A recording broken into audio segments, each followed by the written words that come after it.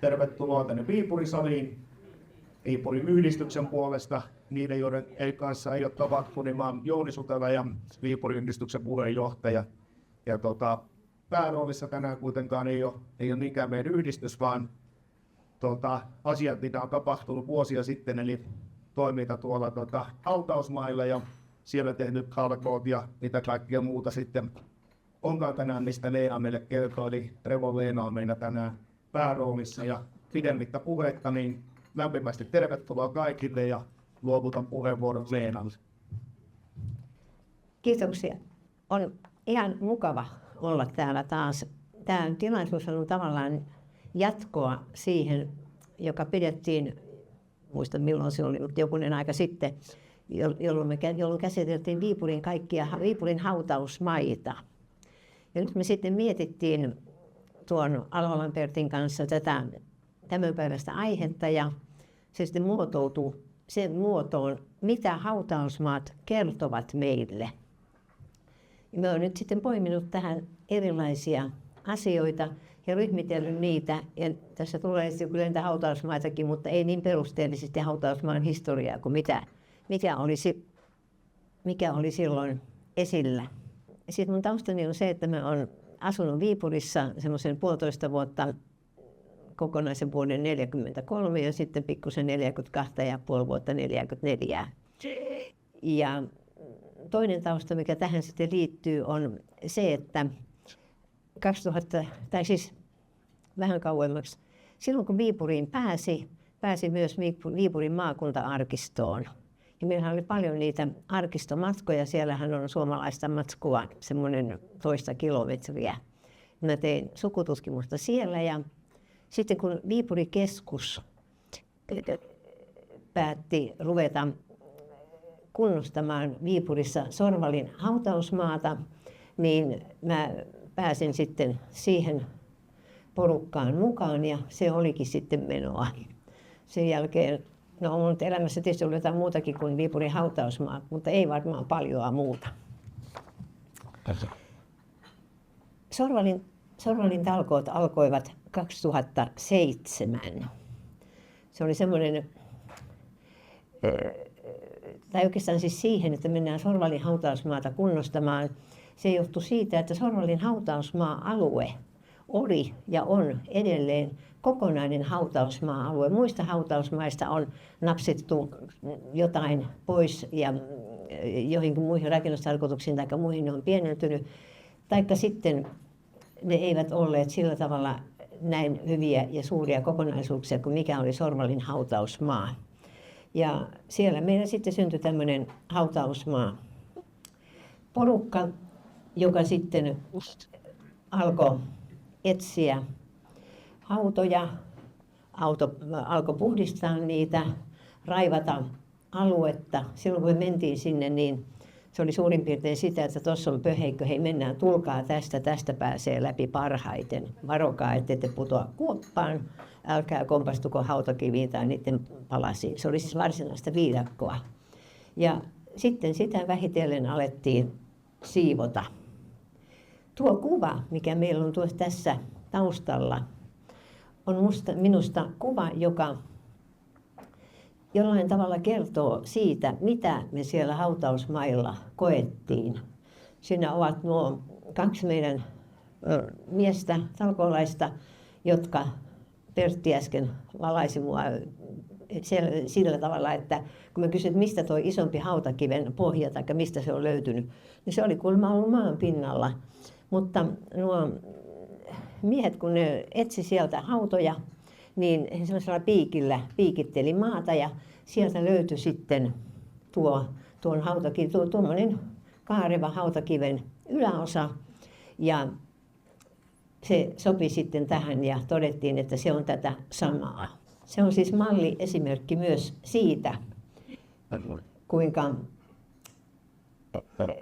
jouduttiin niin kuin etsimään monenlaisia asioita, pohtimaan kaikkea sitä.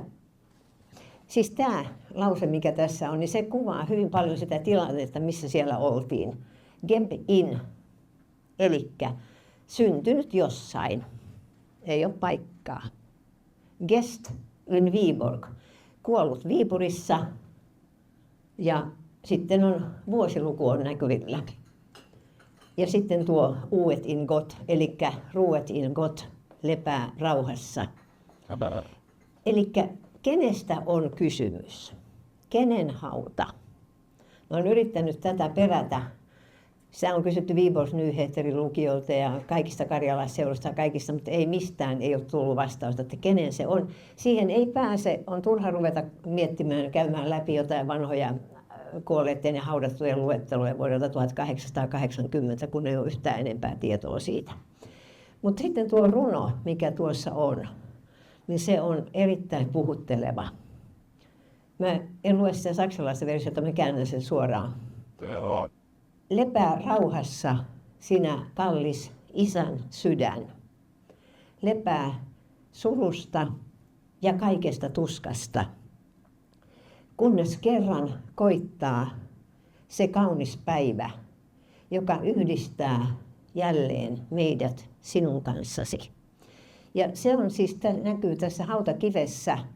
Se on aivan kokonaisena se runo tuossa. Se ei kuvassa näy, mutta sen pystyy lukemaan tuosta tekstistä. Ja sitten tuolla yläosassa on noita nimiä kuolematietoja. Sitten noilla pojilla on käsissään 3. pieni kappale, joka kuuluu myös tuohon kiveen, mutta siinä ei ole tekstiä eikä mitään sitten näin. Mitä hautausmaat kertovat meille historiasta?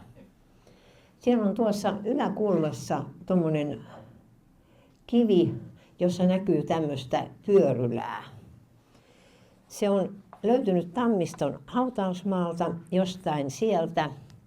Mä olen oppinut tulkitsemaan tuota kiveä sanoilla olen mennyt kotiin. Se oli partioaikoina semmoinen merkki, kun joku oli niin kuin jättänyt jonkun asian kesken ja sitten oli piirtänyt maahan tuon kuvion, joka tarkoitti, että tämä tilanne on nyt päättynyt. Mutta se on todennäköisesti joku alkukantaisten kansojen merkki siitä, että joku on kuollut. Ja sen tähden se minusta sopii tähän niin kuin ihmisen historiaan tai mikä niin kuin liittyy ihmiselämään. Sitten historiaan kuuluu tietysti se, että on noita ollut vanhoja hautausmaita. Hautausmaitahan itse asiassa on ollut yhtä kauan kuin on ihmisiäkin ollut. Ja nyt tässä on kuva ilmeisesti ensimmäisestä hautausmaasta, joka on Viipurissa niin kuin tunnettu hautausmaa. Siellä on näitä vanhoja hautausmaita, esimerkiksi jossain lähellä sitä myllyaukiota, missä on se siis Tipulan rakennus ja tuo paloasema. Siinä on jossain ollut hautausmaa. Niitä on ollut muuallakin Viipurissa, mutta tämä on Kirkkosaari. Kuka tietää, missä on Kirkkosaari? Tai oli? Terhiltä ei kysytä. Se, joka on junalla kulkenut Viipuriin tai Viipurista Suomeen päin, niin on taatusti kulkenut tästä. Jos katsotte tarkkaan, niin tuossa on, Viipurin asema on jossain tässä ja siitä lähtee rautatie Suomeen. Ja siinä Lahdessa keskellä on ollut pieni saari, joka on nimeltään Kirkkosaari. Siellä on kuulemma ollut kappelikin. Ja se on sillä tavalla näkyvissä, että mä katsoin joskus Ruspan ikkunasta. Mä pystyin sen erottamaan, siis jossain kohtaa näkyy pikkusen kalliota tai tämmöistä niin kuin saaren reunaa siinä radan molemmilla puolilla. Et se paikka on siis vielä niin kuin nähtävissä. Sitä mä en tiedä, että onko sitä pienennetty aikojen saatossa, mutta kyllä sieltä se näkyy. Ja Kirkkosaari, siellä on kuulemma ollut pieni hautakappelikin jossain vaiheessa. Se rupesi olemaan 1700-luvun loppupuolella, 1770-luvulla jo ihan täyteen haudattu. Ja olihan Viipurissa toki muitakin hautausmaita. Luostareiden paikalla oli ollut omansa, kirkkojen vieressä oli hautausmaita ja niin edespäin. Mutta niin kirkkojen lattioiden alle haudattiin ainakin näitä niin sanottuja nimekkäämpiä ihmisiä. Ja vuonna 1772 kiellettiin kirkon lattioiden alle hautaaminen. Oli kuulemma terveyshaittoja, oli hajuhaittoja, ne rupesi olemaan täynnä ja niin edespäin. Ja siinä vaiheessa niin tuli kiire rakentaa Viipuriin uusia hautausmaita. Ensimmäinen hautausmaa, joka tehtiin, se tulee myöhemmin sen kuva, on Neitsytniemeen tehtiin semmoinen väliaikainen hautausmaa, joka oli toiminnassa 26 vuotta, eli vuoteen 1779. Ja sinä aikana sitten rakennettiin Ristimäkeen se vanha hautausmaa ja alettiin rakentaa Sorvalin hautausmaita.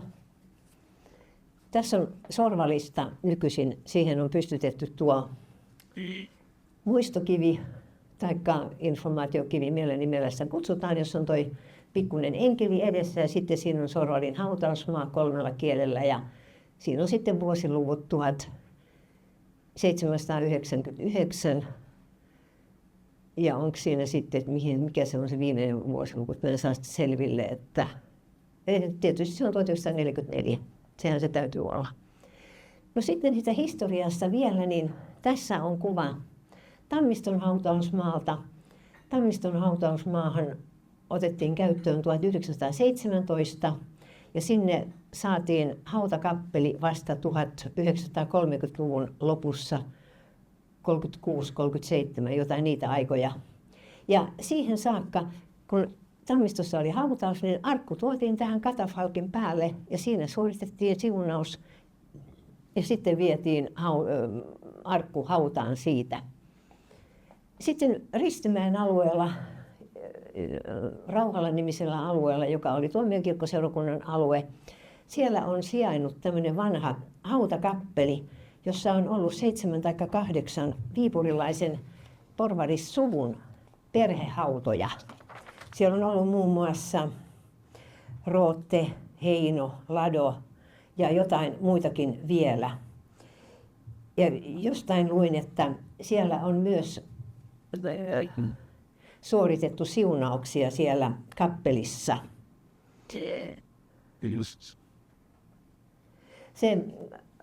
Tuo hautakappelin paikka on sieltä löydettävissä. Siellä on aika lähellä sitä Jutenin hautaa, joka löytyi, niin siellä on semmoinen iso neliömäinen alue, jossa kasvaa ruohoa, mutta ei mitään, ei yhtään pensasta eikä puuta eikä mitään. Että se kertoo vain siis siitä, että se maaperä on siinä vaiheessa joko ollut niin tiivistä vai olisiko sitä sitten kivetty jotenkin taikka jotenkin vahvistettu. Eli että sieltä ei minkään kasvin juuret tule läpi. Että siinä on vaan pelkkä ruohikko. Ja sehän oli meillä yhtenä apuna silloin, kun sitä Jutenin hautapaikkaa sitten määriteltiin.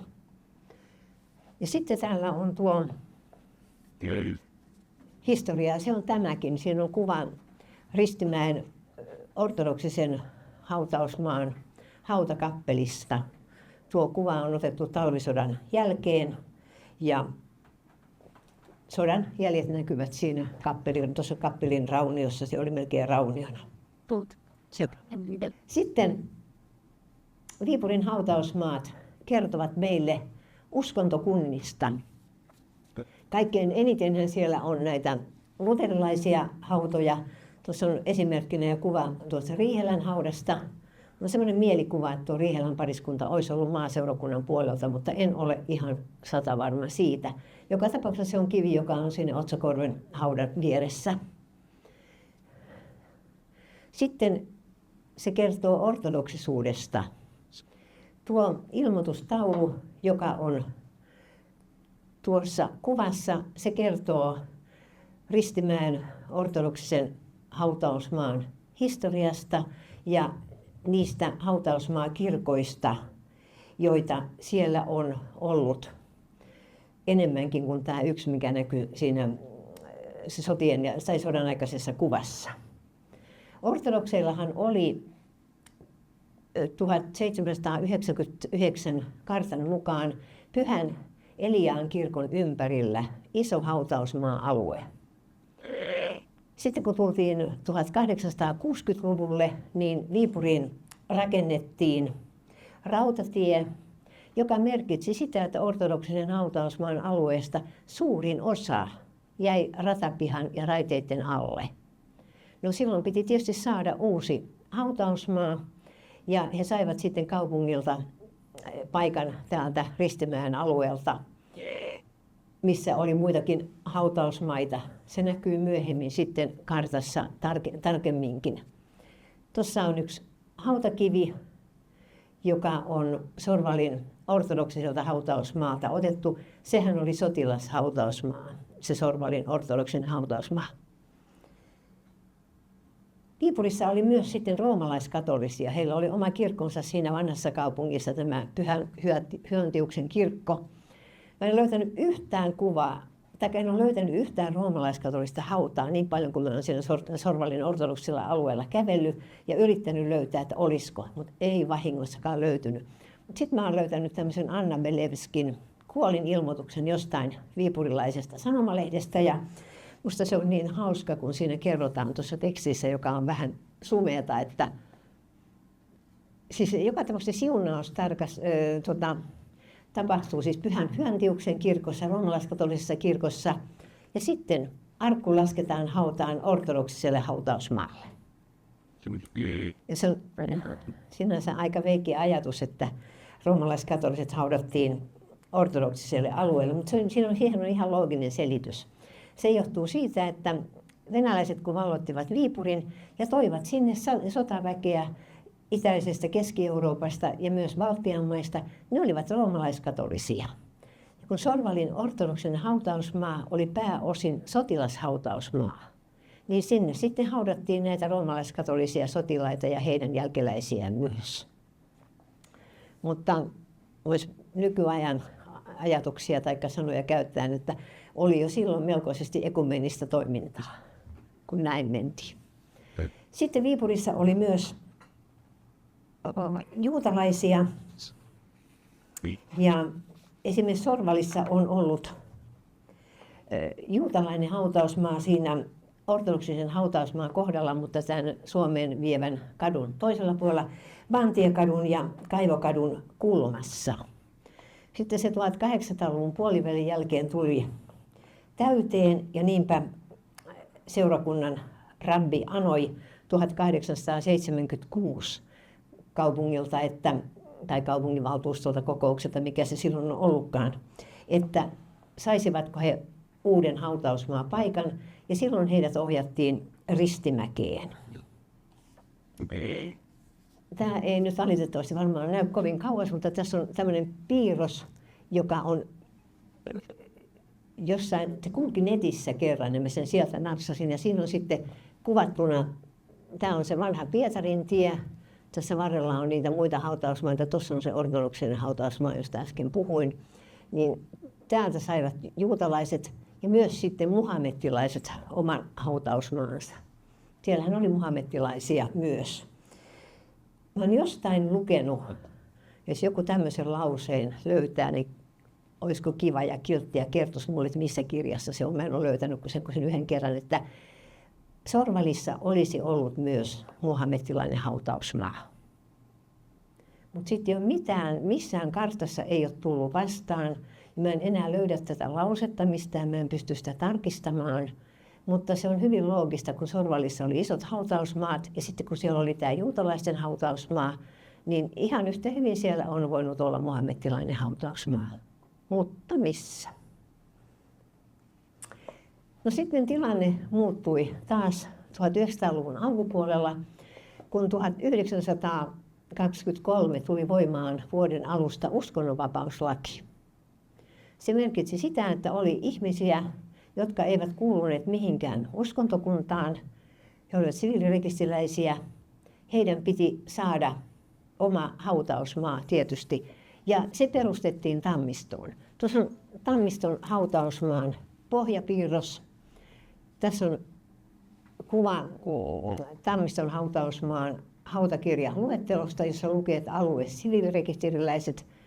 Se ei ole kokonaan, tai siellä saattaa olla jossain muuallakin. Joka tapauksessa sinne on haudattu 89 siviilirekisteriläistä sen hautakirjan mukaan. Mä vuosia etsin, että missä se on siviilirekisteriläisten hautausmaa ollut Tammistossa. Mä tuijottelin tuota karttaa, kääntelin edestakaisin vaikka mitä, ja kattokaa ihan tarkkaan, mä vuosi sitten se huomasin. Tuossa kohtaa on pienillä kirjaimilla kirjoitettu 2 kirjainta. SR. No se ei voi mitään muuta olla kuin siviilirekisteriläiset. Että löytypä sekin sitten. Mitä hautausmaat kertovat meille taiteesta? Tähän olisi voinut ottaa kuvia vaikka kuinka paljon erilaisista haudoista, mitä tässä nyt vielä on lisäksi, mutta mä valitsin nämä, mitkä mahtuvat tälle yhdelle sivulle. Ja otetaan ensimmäisenä tuo Jaakko Häklin hauta. Silloin kun me mentiin Sorvalin talkoisiin, niin jossain vaiheessa siellä ylhäältä Uuden Sorvalin hautausmaan ja tuomiokirkkoseurakunnan alueen vierestä löytyi semmoinen maasta semmoinen jännä pyöreä kivi. Olisiko se läpimitta ollut vajaan metri vai mitä Pertti? Jotain semmoista. Pyöreä, se oli siinä semmoinen kivan näköinen. Ja sitten kun katsottiin, niin siinä vieressä näkyy myös kiven reuna ja sitä me ruvettiin sitten kaivamaan. Ja sitten kun me aikamme sitä kaivettiin, niin sieltä tuli näkyviin tämmöinen poika, joka näyttää makaavan tässä. Ja sitten sieltä tuli näkyviin kirjaimet EH. No joo, ei vieläkään tiedetty mistä on kysymys. Mutta sitten jossain vaiheessa nuo meidän herrat niin tekivät sen, että ne köysillä käänsivät sen kiven ympäri. Ja sieltä löytyi, että se on Jaakko Häklin hautakivi. Ja nuo kirjaimet EH tarkoittaa sitä, että se on Emil Halosen tekemä kivi. Ja se on nyt todennäköisesti sitten taiteellisesti ehkä kaikkein arvokkain kivi, mikä Sorvalissa on tai mitä sieltä on löytynyt. Sitten jossain vaiheessa muutamia vuosia myöhemmin, niin Alla Matvienko, tämä meidän viipurilainen yhdyshenkilö, tai niin kuin mä kutsun meidän Alla on meidän viipurilainen enkeli, niin järjesti sinne traktorin ja ne veti sen kiven pystyyn, että nyt se Häklin kivi on ihan omalla entisellä paikallaan siellä. Se on siellä pystyssä. No sitten tämä suojelusenkeli. Se on Salmelan taidekeskuksen pihalla sen virran varrella. Ester Lindgren, omaa sukua, paavolainen, oli kauppias Jon Lindgrenin vaimo. Ja hän synnytti pienen pojan, joka sai nimekseen Heikki 1. elokuuta 1918. Mutta siinä oli semmoinen tragedia, että Esteri itse menehtyi vajaan 2 kuukauden kuluttua. Ja hänen miehensä, kauppias Jon Lindgren, muuten tämä nimi on suomennettu myöhemmin Linnamoksi, että se on sen suvun haudalla. Hän hankki vaimonsa haudalle tuon suojelusenkeli patsaan, joka on kuvanveistäjä Georges Winterin veistämä. Ja tosiaan nimeltään suojelusenkeli. Ja kyllä melkein voisi ajatella, että tuossa on se Heikki-poika, joka sitten jäi eloon ja kasvoi aikuiseksi ja eli ilmeisesti ihan hyvän elämän. Tällä kivellä on sitten, hautakivellä on semmoinen lisätarina. Lankisen Juha, tämä viipurilainen arkkitehti, oli kerran, hän paljon kävi Viipurissa, niin oli kerran sitten liikkunut siellä vanhan Ristimäen alueella jonkun viipurilaisen tuttavansa kanssa ja nähnyt tämän suojelusenkelipatsaan. Se makasi jonkun hautausmaan aidan päällä siellä ja Juha tietysti riemastui, että mitä tuossa tekee. Ja, no se on menossa kaatopaikalle, että ei sitä täällä enää tarvita. Ja sitten tämä viipurilainen henkilö kysyi Juhalta, että haluaisitko? Haluan, sanoi Juha. Ja sitten, no vie se Suomeen. No ei sitä nyt ihan näin viedä, että siellä täytyy laittaa paperit ja kaikki kuntoon, että hän ei halua Tullissa minkäänlaisia ongelmia. Ja niinpä ne sitten järjestyi ja jossain vaiheessa Juhalle soitettiin, että nyt se on tultava just hakemaan. Ja hän oli pikaisesti jostain hankkinut kuorma-auton ja ajanut Viipuriin ja sai sen patsaan sitten ja toisen kotiin. Toisen ensin tuonne oman kotitalonsa pihalle Espooseen. Ja se oli sitten, en oikein mitä sanoa käyttäisi, mutta sanotaan vaikka, että kunnon neuvostoliittolaisen takaa maalattu tuo patsas, kivipatsas, niin että tuon enkelin kasvot ainakin, en tiedä käsistä, olivat semmoisella kermanvärisellä maalilla vedetyt ja koko muu patsas oli sitten semmoinen metallin sininen. Ja Juha sanoi, että kyllä hänen poikansa kanssa tekivät valtavan työn, kun he puhdistivat sen patsaan. Ja siitä sinistä väriä löytyy vielä, siis jonkin verran, melkein suurennuslasilla katselin sitä pari kesää sitten, niin kyllä sitä löytyy, mutta se saatiin sitten puhtaaksi. Ja sitten siinä vaiheessa, kun Juha joutui myymään sitä omakotitaloaan, niin hän oli miettinyt, että mihin tämä patsas nyt sitten joutui, että ei sitä voi sinne jättää. Ja sitten hän oli keksinyt, että hän ottaa Salmelaan tähän Hoikkalaan yhteyttä, sama mies, joka remontoi sen Lallukan asunnon Viipurissa. Ja Hoikkala sitten otti mielellään tämän patsaan. Se on nyt sitten Salmelassa nähtävissä. No sitten tämä meidän neito, joka on siinä tuomiokirkkoseurakunnan alueella Otsakorven haudalla. Sehän on Johannes Haapasalon polvistuva niminen patsas. William ja Ester Otsakorpi oli viipurilainen pariskunta, joista William kuoli, liikemiespariskunta. William kuoli 20-luvun lopussa ja Ester sitten, vai olisiko 30-luvun alkupuolella, Ester sitten 30-luvun loppupuolella. Ja tämä Ester vaimo tilasi siis Johannes Haapasalolta tämän patsaan heidän perhehaudalleen. Ja se on ollut kuulemma vielä 70-luvulla tai 70-luvun alussa täysin ehjänä se patsas siinä omalla paikallaan. Mutta sitten kun venäläiset tyhjensivät suomalaisia hautausmaita hautakivistä, niin tämäkin oli sitten viety sieltä pois ja kuten kuvista näkyy, niin rikottu. Ja se löytyi sitten tuolta Havin kesäteatterin vierestä. Sinnehän venäläiset keräsivät näitä suomalaisia hautakiviä. Ja sieltä löytyi siis tämä rintaosa. Sitten sieltä löytyi tuosta vyötäröstä alaspäin tämä jalusta. Ja tuo pääkin on ollut siellä. Joku Viipurin linnan virkailijoista tai asiantuntijoista oli kulkenut siellä Havilla ja tajunnut, että hei, että tässä on nyt joku taideteos. Ja oli kuljettanut sitten Viipurin linnan kellariin suojaan ja turvaan tämän rintaosan ja sitten tämän jalustan alaosan. Päätähän ei ollut sieltä löytänyt. Ja tuo pään kuva, mikä tuossa on, se on valokuvasta otettu. Silloin kun Sorvali-projekti alkoi 2007, niin meidän tämä vetäjä Galina Broni sai joltain miehiltä valokopion valokuvasta. Se oli tämä. Ja he kysyivät, että tiedetäänkö me mistä se on. Se oli just tämä kuva, että se oli nostettu jollekin kivelle tai näin, ja sitten siinä on nuo miesten kädet, jotka pitää sitä päätä siinä pystyssä. Ja jossain vaiheessa sitten selvisi, että joo, että se täytyy olla, että se on Otsakorven pää, niin kuin me sitä on se kutsuttu. Mutta sitähän ei löytynyt missään. Monena, kun käytiin me 2 kesänä piikkien kanssa Havilla, vielä etsittiin, että jos törmättäisiin siihen kiveen, ne olivat ne miehet kirjoittanut Galinalle, että he pani sen hyvään talteen. Ja se oli niin hyvässä tallessa, että me ei sitä löydetty. Eikä tietysti tiedetä sitä, että onko sen joku löytänyt sieltä piilopaikasta joku venäläinen ja vienyt sitten vielä parempaan talteen. Hyvä. Silloin kun Otsakorvet, siis William ja Ester olivat kuolleet ja heidän testamentinsa luettiin, niin siinä oli velvoitettu, he olivat perustaneet tämmöisen Otsakorpi-säätiön, joka jakoi ja jakaa edelleenkin muuten apurahoja. Nyt en osaa sanoa, minkälaisiin tapauksiin, minkälaisiin tilanteisiin, ainakin jotain nuorisokoulutusrahoja ja tämmöisiä.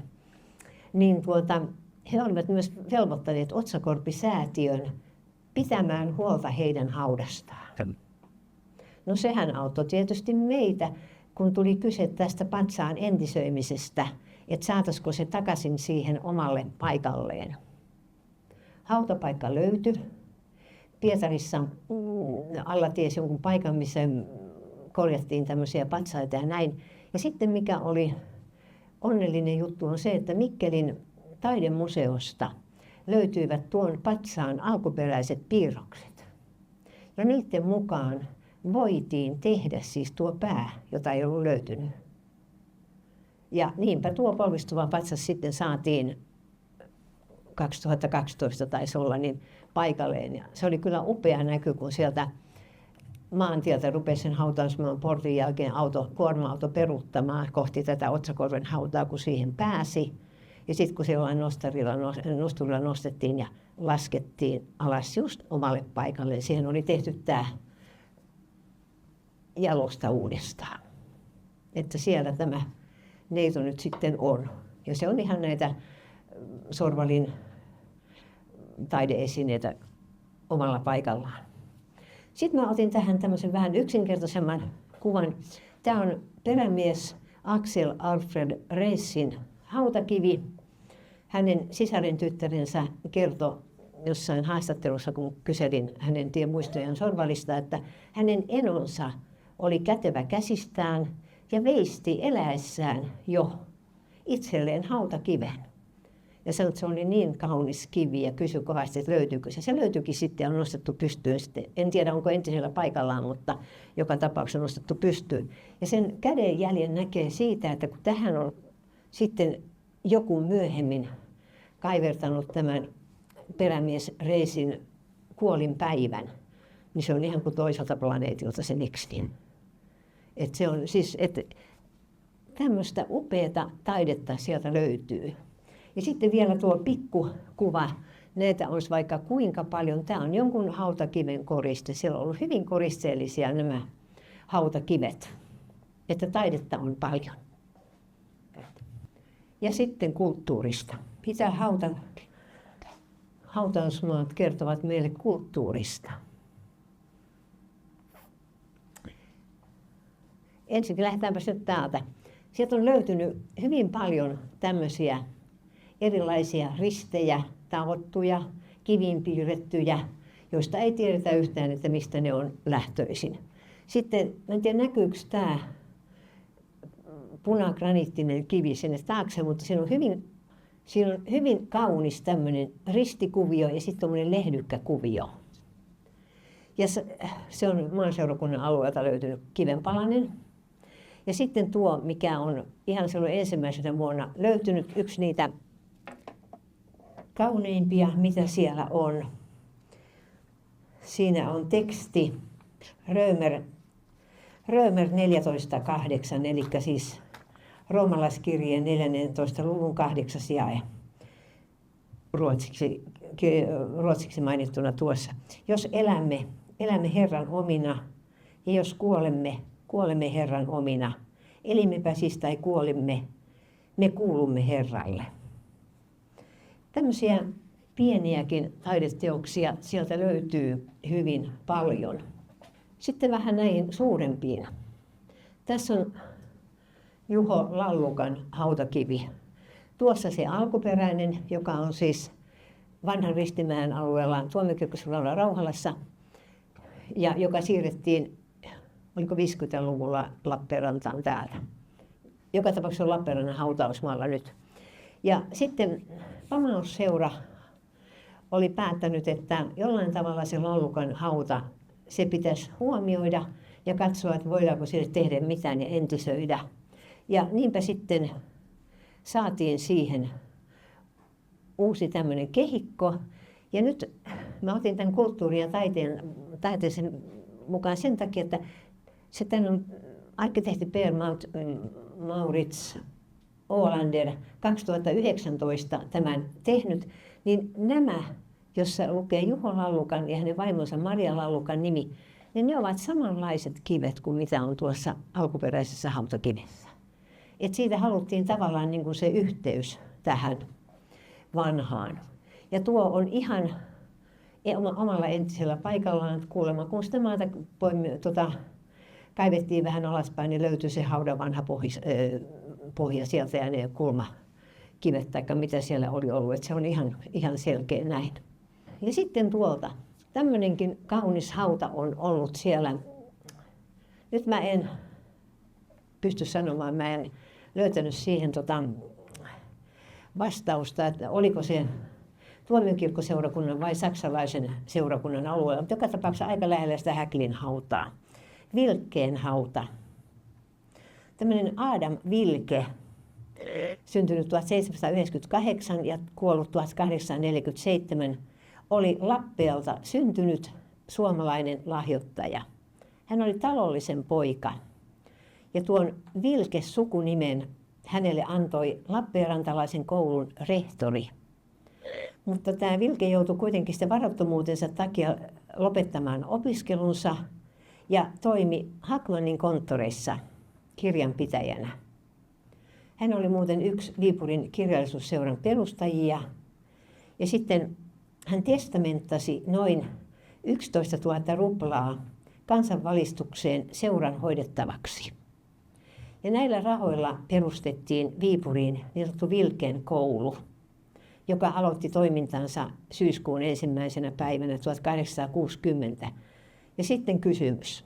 Tämä koulu sijaitsi alkuaan Pietarporin esikaupungissa Karjalan kadulla. Missä oli Pietarporin esikaupunki? Kartat, joita mä eilen ja toissapäivänä tutkin, niin eivät kerro tästä mitään. Eikö tällaista Pietaria? Mitä? Pietaria.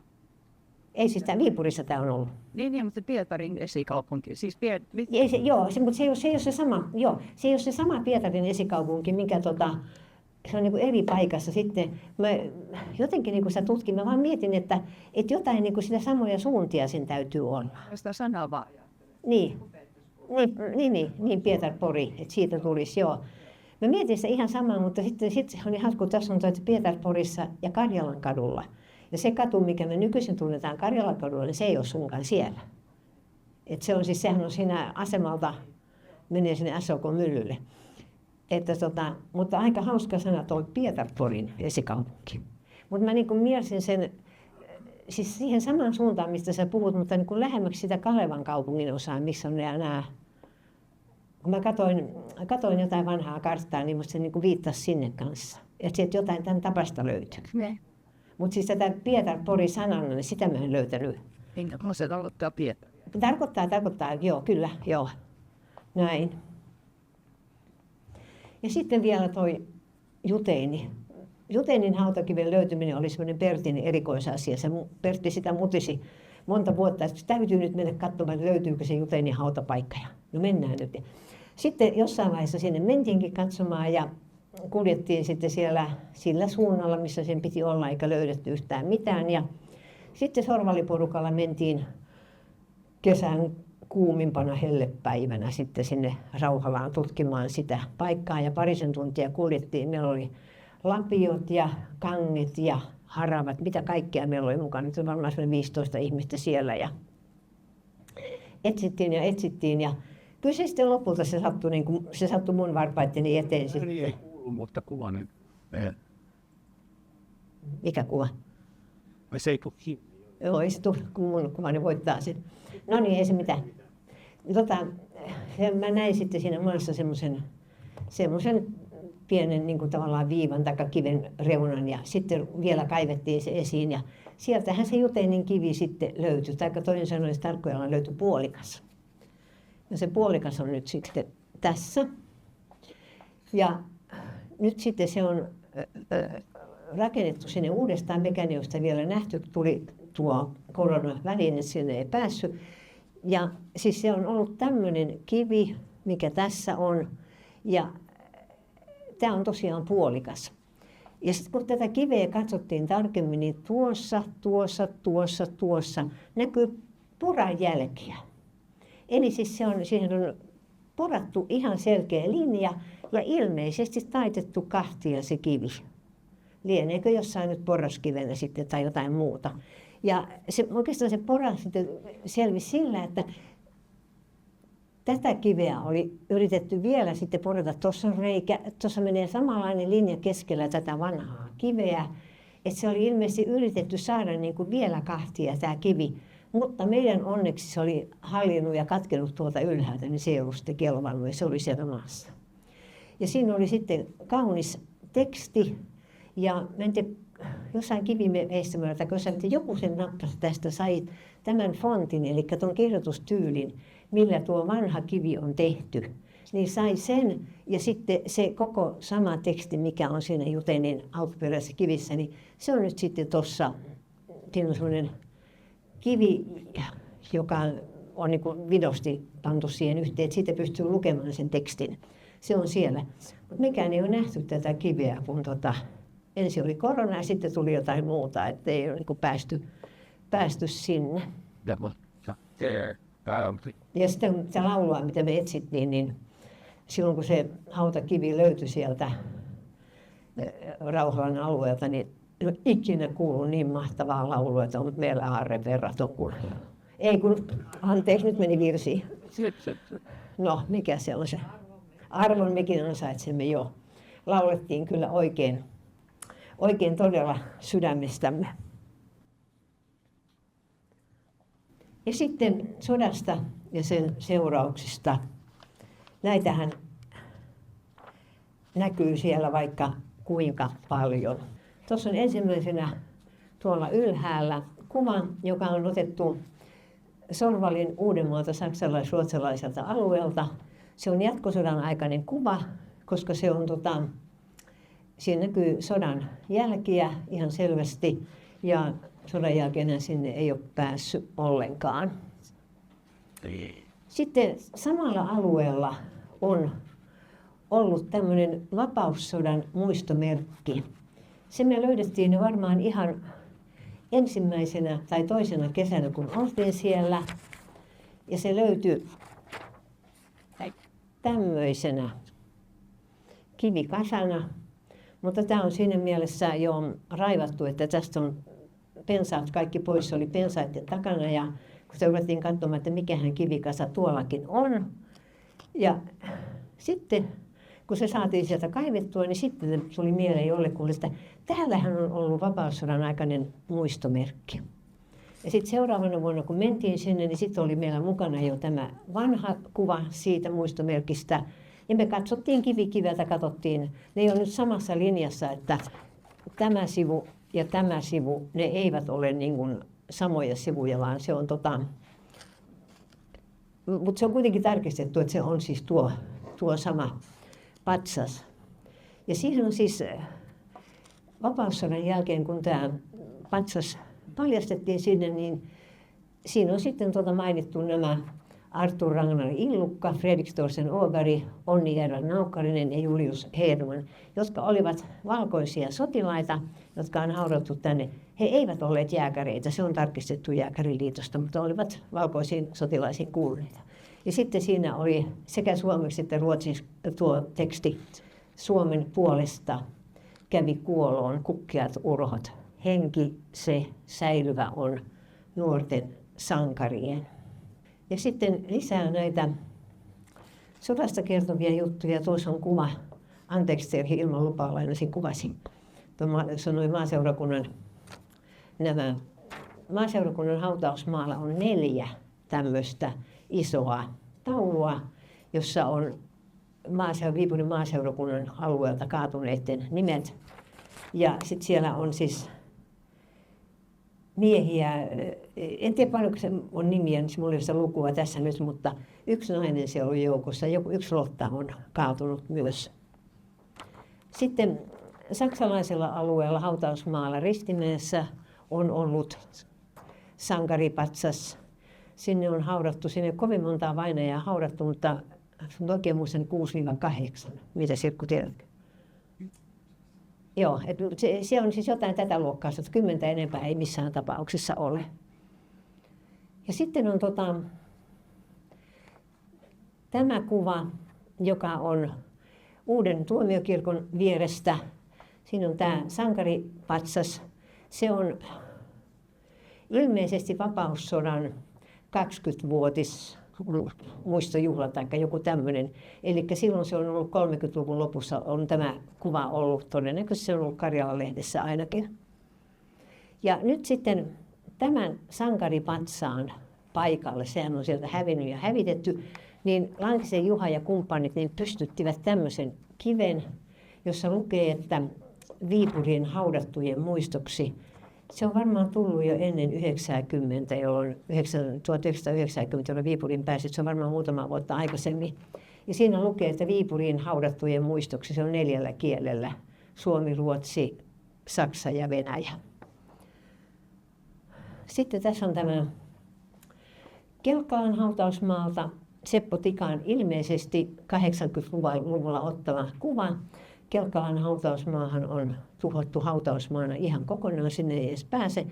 Oli rikottu tuo sankaripatsaskin, joka siellä on ollut. Ja siinä on Kelkkalan hautasijaluettelo kertoo, että sinne on haudattu noin 30 valkoista sotilasta 1918. Olisi kiva, jos olisi nimetkin siinä listassa, mutta ei ole kuvan. Tämä mainitaan 30 valkoista sotilasta. Mutta se paikka löytyy kyllä sitten siitä hautausmaan kartasta ja hautakartasta. Ja sitten vapaussota jätti myös omat jälkensä Viipuriin. Tämä on Koiramäen alueelta otettu kuva. Koiramäkihän oli vanha eläinten hautausmaa, jonne haudattiin punaisia sotilaita. Siellä on myös kuulemma ammuttu punaisia sotilaita. Ja sinne rakennettiin sitten, tai aloitettiin rakentaa jonkinlaista muistopatsasta. Se jalusta on siellä edelleen olemassa, mutta sitä patsasta ei koskaan saatu sinne. Tämä on neuvostoliittolaisten rakentama. En muista nyt vuotta, milloin se on tehty, mutta joka tapauksessa siellä on takana kyllä aito neuvostoliittolainen teksti myös, mikä kertoo tästä patsaasta. Mutta tämä hetki, jolloin me oltiin siellä melko pienen porukan jonkun retkikunnan kanssa, niin oli hyvin liikuttava, kun tuo nainen, joka tuossa menee punaisten kukkien kanssa, niin hän ensimmäistä kertaa sai vietyä kukat isoisänsä haudalle. Pyhän Annan kruunussahan ammuttiin silloin vapaussodan päätteeksi noin 200 niin sanottua punaisena pidettyä henkilöä.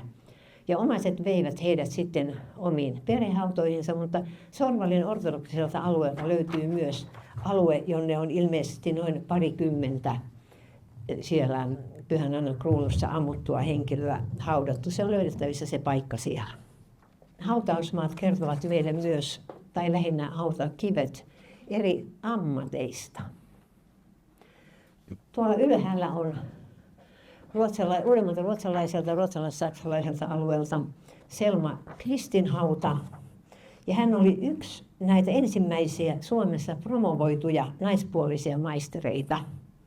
Hän toimi matematiikan ja luonnonopin opettajana Helsingissä sekä Viipurissa.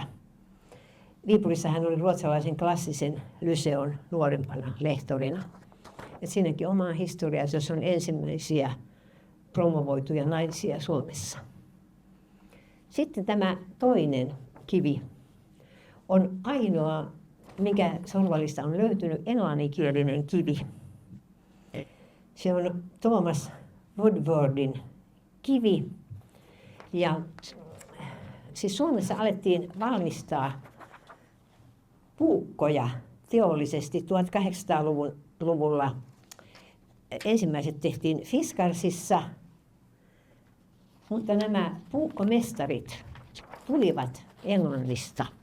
Ja niinpä tämä Thomas tuli Sheffieldistä ja hän koulutti suomalaisia puukon tekijöitä. Sitten semmoinen puukkomestari Kalle Keränen Sotkamosta tai Suomussalmelta, jostain sieltä suunnalta, joka tapauksessa nimesi oman puukkonsa tämän Thomas Woodwardin kunniaksi Tommiksi. Ja näitä tommipuukkoja on kuulemma Suomessa tehty hyvinkin paljon. Ihan totta. Mulla on semmoinen kuva, että Kreiksosti siellä kalastuslehdessä, niin siinä on organisoit puutfolk ja silloin tällöin kvadraata puutfoja ja siellä on mun mielestä Tolkien kipussa ollut. No ei varmaan tämä Thomas osannut, joka on Viipuriin haudattu, niin osannut kuvitella, että hänen työnsä jälki jää tällä tavalla elämään. Sitten tämä Woodward siirtyi 1875 Hackmanin uuden tehtaan johtajaksi Viipurin maalaiskuntaan Nurmen kylään. Ja sitten kysymys. Kuka muistaa, mitä olivat nurmekset? Tuttu juttu. Missä niitä tehtiin ensimmäiseksi? No niin, Nurmen tehtaalla Viipurin maalaiskunnassa, siellä samassa, missä tämä Thomaskin oli sitten työnjohtajana. No sitten, Seuraava ammattikunta, jonka mä ottaisin tässä esiin, on sotilaat ja sotamiehet. Ja tuo kenraali Alexander Amatus Tesleffin haudalla oleva suuri kivi on Vanhan Ristimäen alueella. Ja sitten siellä haudalla on, tai haudan vieressä on myös infotaulu, jossa kerrotaan hänen elämäntyöstään. Hän oli osallistunut venäläisen Baradinon taisteluun 1812. Ja hän oli siinä taistelussa erityisesti kunnostautunut. Ja sitten sinne alueelle on 200 vuotta tämän Baradinon taistelun jälkeen niin pystytetty se infotaulu. Sitten siinä on tämän G.A. Jakobsonin, eli sjökapteen, merikapteeni, lukee tuossa hautakivessä. Ollut muuten kaunis punaista graniittia, tuommoinen hautakivi. Hän on kapteenin tutkinnon suorittanut 1907. Ja sitten tämä hauska kolmiosainen kivi, joka löytyi, mä löysin sen itse asiassa sieltä maasta 3 eri kappaleena, niin on irrallisina tuo pohja, 6-osainen kulmio ja sitten seuraavaan 6-osainen on toi päällimmäinen muistaakseni 5-osainen. Ne olivat todennäköisesti hyvin lähellä sitä alkuperäistä paikkaa siellä Uudemmalla saksalais-ruotsalaisella alueella. Niin se on taidepuutarhuri Heinrich Julius Kratzin perheen hautakivi. Hän oli Länsi-Preussista syntynyt, mutta tuli sitten Monrepohon puutarhuriksi 1866. Sitten hänen poikansa Gustav Valdemar jatkoi isänsä työtä vuonna 1890, mutta hän sitten kuoli yllättäen ilmeisesti aika nuorena 1909 Hollannissa, kun oli sieltä hakemassa kukkasipuleita Monrepohon. Ja Monrepohon kartanon nykyinen väki on pystyttänyt tämän kiven sinne uudestaan. Ja he myös hoitavat tätä aluetta. Se on kauniisti putsattu ja siistitty. Mä en tiedä, onko siellä silloin ainakaan ollut mitään istutuksia, kun me siellä viimeksi käytiin, mutta joka tapauksessa sitä hoidetaan siellä. Niin kuin tässä levihaudasta, niin tämä on tiputtavan steppustoveriin lupua. Ja nämä ajateltiin tämän taistelun seurauksen ja muistin, tämä on puu. Aha. Ja tämä Tesselin-supu on ajattelin Venäjän ajattelisia. Joo. Ja ne on lähtöisin Sveitsistä. Sitten semmoisen tarinan niin muistan kuuleen, joskin tässä taistelussa, missä Napoleon hävisi. Niin sitten meni sen ajan jostain ulos. Että pelkkaa sitten, niin se vaatii valjastamaan päät. Niin menee, mies menee sitten voittajan muut. Tervetti myös sitä taulukirjoitsa vaan hyvän tämän antaatellisuuden, niin siihen liittyy joku tämän sorttinen. Okei, joo. Siis Viipurissahan oli Tesleffejä useampia eri haaroja. Esimerkiksi Sorvalissahan on iso Tesleffin ollut sellainen niin hautamonumentti. Se ei ole kappelimuoto, mutta se on niin kuin kivi. Ja sitten siellä on ainakin ruotsalaisella alueella on myös ollut Tesleffin hautoja. Nämä ainakin tiedän, että niitä on ollut paljon. Hautausmaat kertovat meille myös yhteydestä. Ja tuossa ensimmäisenä kuvana on kuva Monrepohon kartanon hautausmaasta.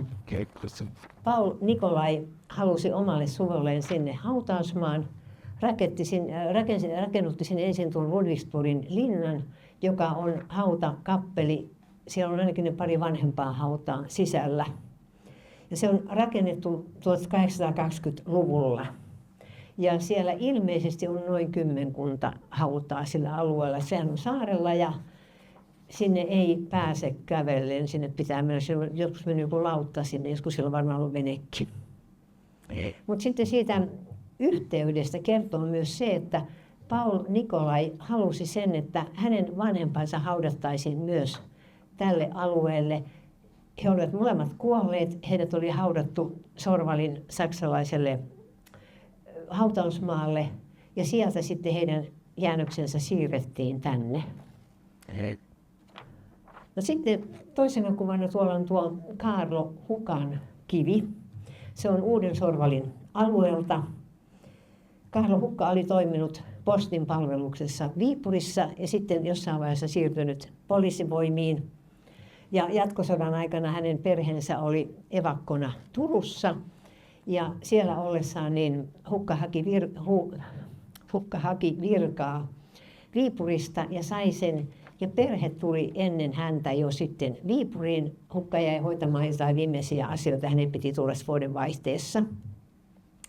Mutta hän sairastui Turussa ja saapui sitten marraskuussa 1943 Viipuriin ruumisarkussa.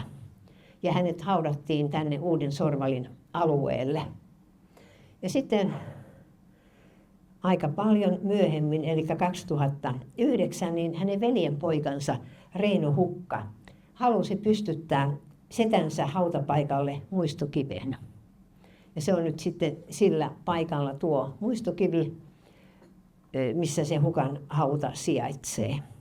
Uudesta Sorvalista on tallella nämä hautasia luettelut ja kartat, että se oli ihan tarkkaan, pystyttiin mittaamaan se paikka. Ja sitten täällä ylärivissä tuolla on tuommoinen vanhemman patsaan, tai mikä se nyt on sitten, niin kuva. Ja usein mulle on sanottu sitä, että voi että sillä Ristimäen vanhemmalla alueella on sitten kaunis portti siinä ruotsalaisen ja saksalaisen hautausmaan alueella. Ei se ole portti. Ja sitten kun tulee seuraava, voi että se on kaunis portti. Ja niin edespäin. Annotkaa se toistuu. Mutta se on Wikstedt-suvun perhehaudan monumentti. Se ei ole ihan kadunlaidassa, ei se ole mikään portti. Ja siellä on ylhäällä sitten sanat kiitollisuuden osoitukseksi menneiden sukupolvien uhrautuvasta elämäntyöstä.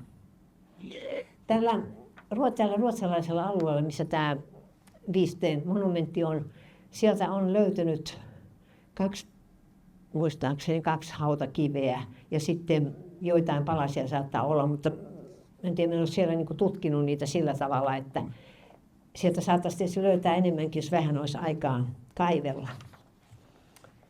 Sitten täällä kuva, jonka Pertti ehdottomasti halusi tähän mukaan. Se on meille semmoinen tärkeä alue. Se on Geschwind-suvun perhehauta.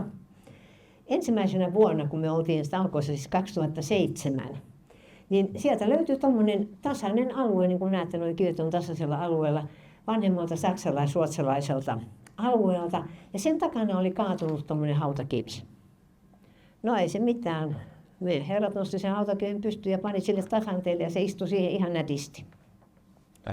Ja sitten kului 11 vuotta. Eli tullaan vuoteen 2018, jolloin meidän herrat oli työssä siellä samanlaisella saksalaisella alueella, mutta vielä tästä niin kuin tuonne, mikä se nyt on sitten, joka tapauksessa Suomeen päin, tuosta noin pohjoiseen päin. Ja sieltä löytyi sitten ensin yksi kivi ja sitten toinen kivi. Ja sitten ruvettiin katsomaan, että hei, ne on ihan samanmallisia kiviä, niin kuin tämä kapteeni J.R. Geschwendtin kivi. Tämä kapteeni oli kuollut 31-vuotiaana 1859. Ja sitten ruvettiin katsomaan, hei, niissä on sama nimi. Geschwend. No ei se mitään, se oli aika työ, kun ne painavat kivet sieltä raahattiin peräkkäin tuolle paikalle.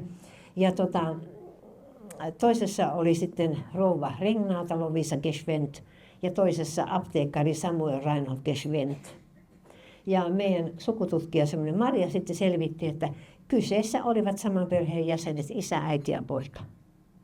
Ja nyt he ovat kaikki yhdessä samalla omalla entisellä paikallaan. Sitähän me ei tiedetä, että missä järjestyksessä nuo kivet on silloin aikaisemmin ollut, koska täältä ei ole mitään hautaisia papereita eikä tämmöisiä säilynyt. Mutta joka tapauksessa ne ovat saman hautakiven päällä siellä.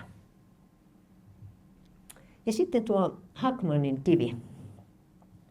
Siis Hackmanin sukuhauta on ollut Sorvalissa vuodesta 1807.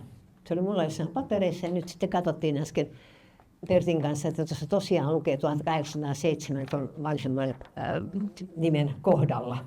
Ja se on tietysti Hackmanille hyvinkin looginen paikka haudata vainajansa Sorvaliin, koska Viipurista Herttualaan heidän kartanoon se tie, sehän vie siitä Sorvalin ohitse. Että se oli siinä matkan varrella. Sitten Hackmanin tälle hautapaikalle valmistui hautakappeli 1927 ja sen suunnittelijana oli arkkitehti Tom Tesleff, jonka äiti oli omaa sukua Hackman.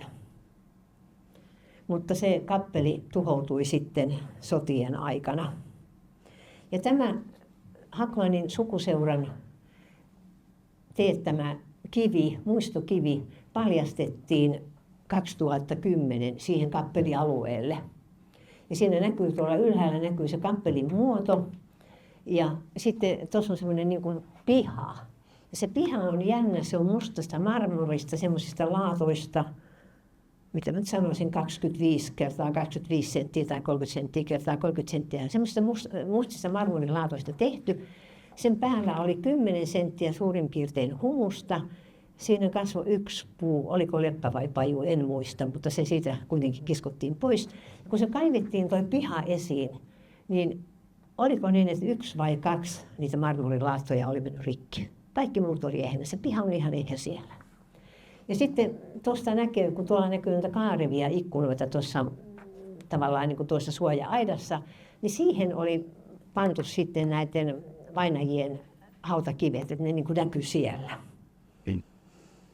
Ja nyt sitten tuohon muistokiveen on kaiverrettu kaikkien niiden Hackmanin suvun vainajien nimet, jotka on haudattu tänne. Ja nuorimpana toi alempana olema Voldemar, joka oli 3-vuotias poika, joka hukkui kylpyammeeseen Herttualan kaistanussa. Että kohtalot ovat monenlaiset.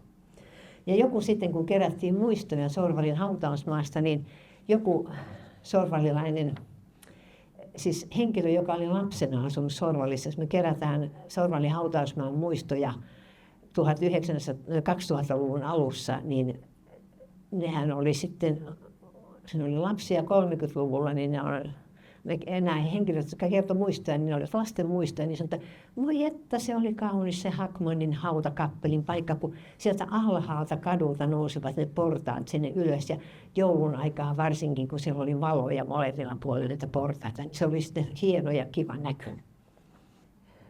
Meillä oli Sorvalin hautausmaalla silloin ihan alku, varmaan 2. tai 3. vuonna, niin oli 5-6 sorvalilaista teinipoikaa. Ne oli semmoisia 15-17-vuotiaita, jotka oli meillä siellä apuna ja mukana. Ja Sorvalin alueen opettaja oli kysynyt täältä Alla-Matti Enkolta, että hei, voisiko ne pojat tulla työhön auttamaan teitä? Eivät olisi kylällä pahanteossa. Ja pojat oli sitten meillä, nämä teinipojat, ruokapalkalla siellä tekemässä töitä ja ne kiltisti seurasi muakin, kun me vein ne sinne ortodoksille alueelle ja panin ne siivoamaan jotkut risukasat pois sieltä, niin kyllä ne ihan nätisti meni, ei mitään. Mutta sitten pojat oli löytänyt, että siinä Tesleffin perhehaudan alapuolella rinteessä, siinä on joku kivi, mikä se on? No eihän mistä me tiedettiin, kun ei ollut mitään. Saadaanko me kääntää se? Sen kun käännätte. Kääntäkää varovasti, ettei kivi rikki. Ja herrat otti sitten köysiä jotain ja ne käänsi sen kiven. Ja voi mikä ilo ja riemu, kun se putsattiin se kivi. Ja sieltä löytyi tämmöinen Johann Friedrich Gervain, elänyt 1800-1862, hänen hautakivensä. Ja tämä Gervain oli ollut tykistön kenraalimajorina Viipurin linnassa. Ja sitten se otettiin sitä auki ja siinä on joku, niin se on tämmöinen runo, että saksassa kirjoitettuna rauha olkoon luonasi tälle tomulle ja kirkastetulle hengelle. Ja yksi kesä, se oli niitä viimeisiä vuosia, kun oltiin siellä, niin tuli Pietarista semmoinen perhe, jotka on Gervain sukulaisia ja missä se kivi on täällä ja no se näytettiin ja Ne oli puoli päivää siinä varmaan, joku niistä haravoinen auttanut, oli hyvin kiinnostuneita tästä asiasta. Mutta mä en muistanut, että mulla on tommonen kivi, ennen kuin mä sen löysin tässä nyt joku päivä, kun mä niitä katoin. Niin mä oon saanut joltain viipurilaiselta tuttavalta, mä aina silloin tällöin saan sieltä hautakiven kuvia. Ja niin olin saanut tämmöisen kiven, ja siinä lukee toi venäjäksi toi Potomkne kladbysche, eli jälkeläinen hautausmaalla. Siinä on siis joku Gervain suvun jäsen, joka on tullut tutkimaan sitä, ja miten sattunutkin tämä viipurilainen mies siihen sitten kameransa kanssa. Että tämmöistäkin sieltä löytyy. No sitten, tähän olisi saanut vaikka kuinka paljon erilaista materiaalia, mitä hautakivet kertovat meille ihmiselämästä. Mitä ihmeellisempiä asioita. Ja jos lähdetään tuolta laidasta, niin siellä on ensin tämä Ilmari Kohosen kivi. Ilmari on kuollut 2-3-vuotiaana, en tiedä kuolin syytä. Ja sitten yksi kivi, joka kaikkein eniten on mua puhutellut, on tuo keskimmäinen kivi tuossa ylärivissä. Se on semmoinen, siellä lukee Relander ylhäällä. Ja siinä on sitten nimet Fanni, Alma, Julia. Ja kun kirkonkirjoissa tutki, niin Fanni oli, nämä kuollut nämä lapset 2 tai 3 kuukauden sisällä kaikki 3. Fanni 8-vuotiaana, Alma 2-vuotiaana, Julia 4 kuukauden ikäisenä. Julia oli kastettu aikoihin.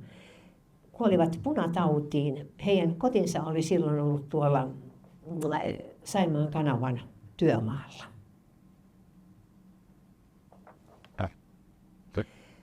Ja sitten siellä on tuo kiven kappale, jossa lukee Hilma. Siinä ei ole niin paljon päivämääriäkään, että sitä pystyisi oikein tarkkaan tutkimaan, että kuka tämä Hilma on ollut.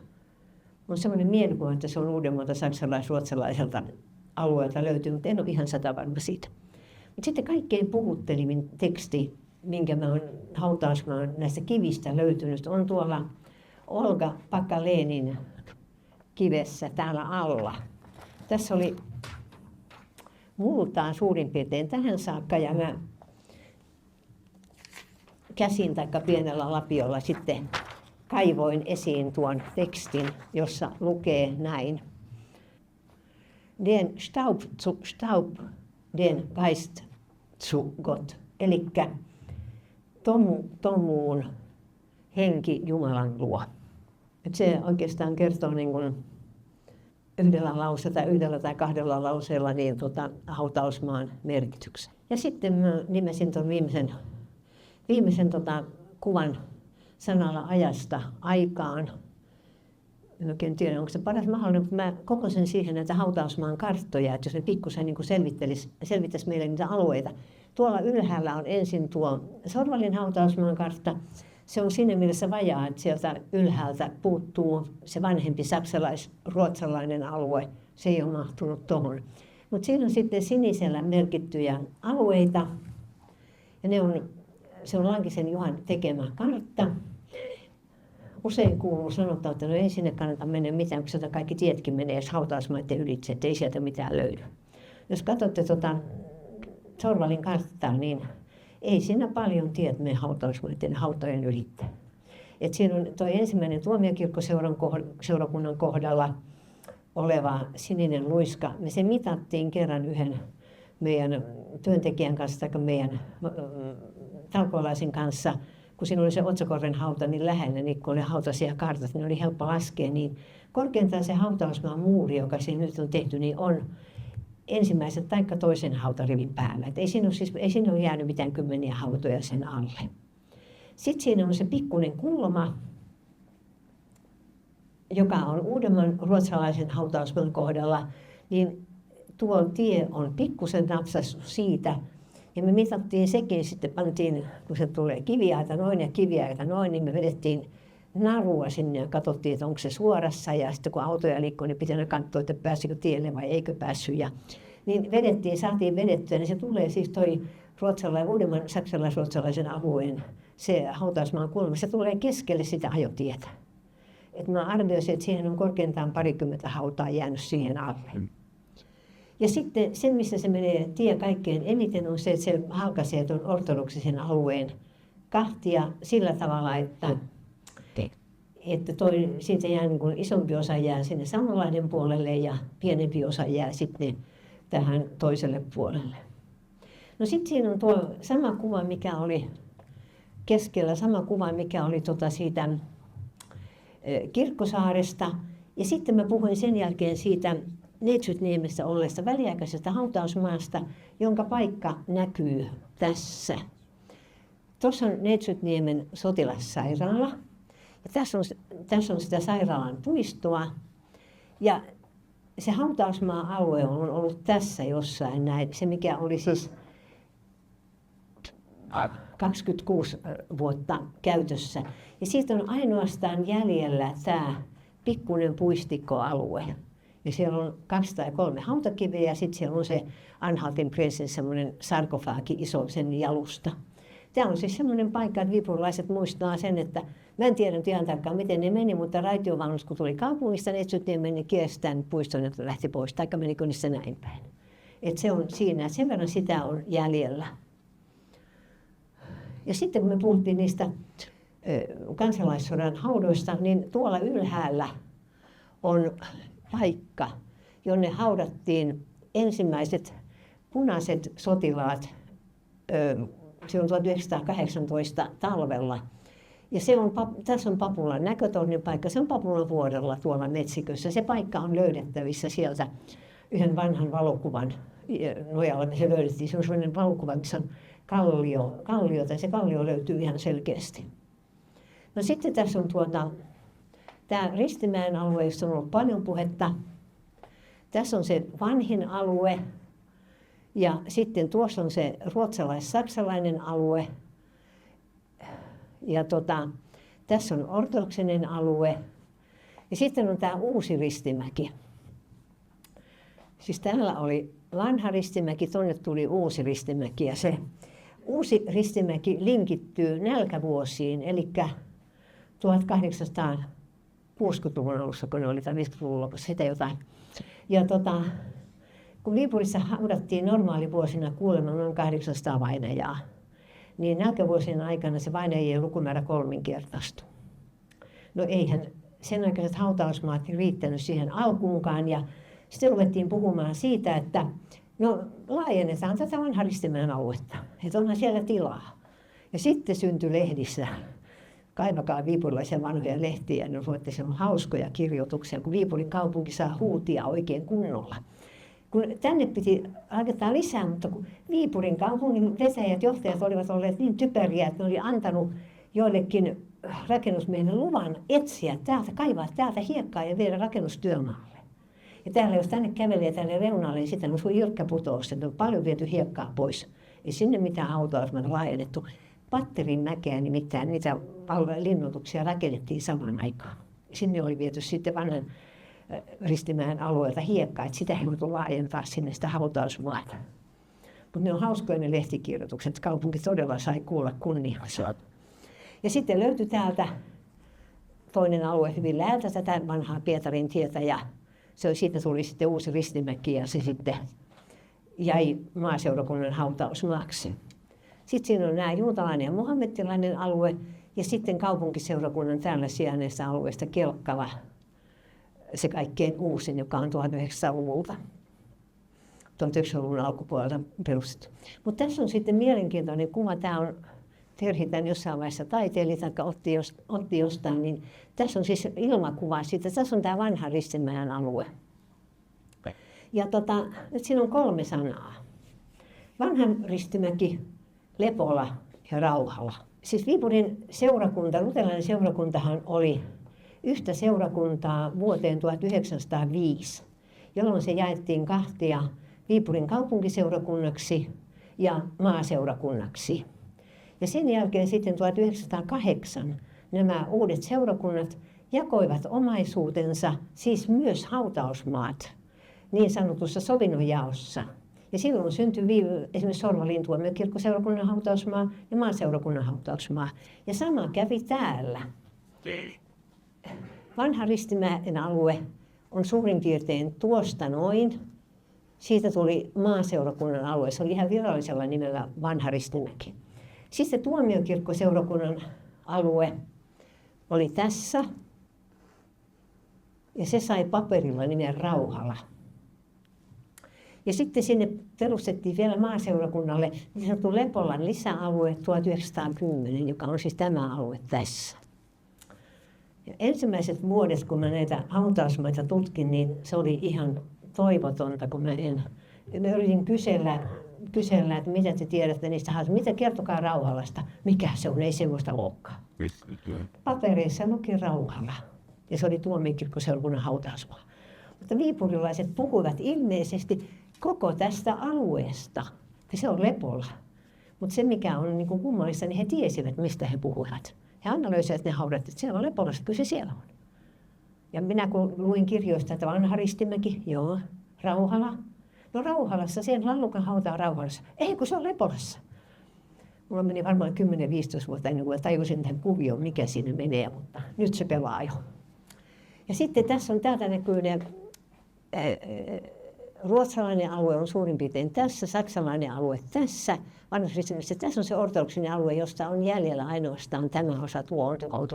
Ja kun mä puhuin siitä portista, niin ihmiset näkee täällä sen Viikset Viistesuun muistomerkin, mutta se oikea portti on tuossa, eikö niin Terhi, eikö se ole tässä näin?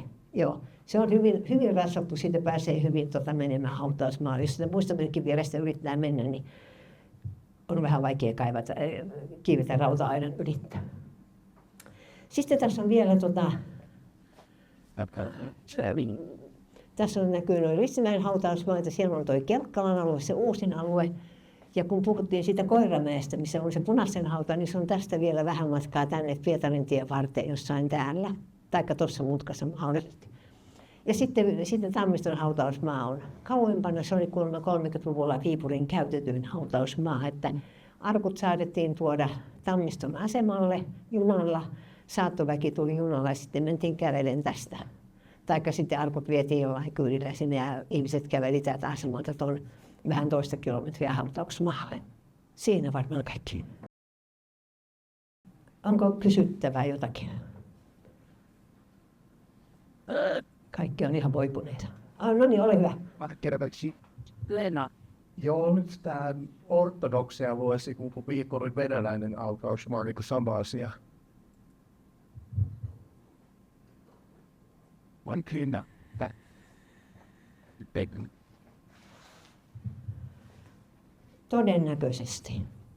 Todennäköisesti olettaisin näin.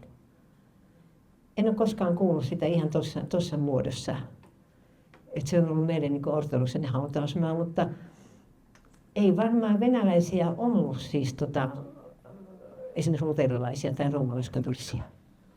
Ja niitähän on ollut siis noita ortodoksia alueita on ollut siis Ristimäessä oli se, mikä tuli sieltä Pyhän Elian kirkolta, nyt se ei ole enää sitä kuvaa. Ja sitten oli Sorvalissa, se Sorvalin ortodoksinen hautausmaa, se oli alun pitäen sotilashautausmaa. Kyllä mä niin luulisin, en tiedä kumpaa se tarkoittaa Sorvalia vai Ristimäkeä.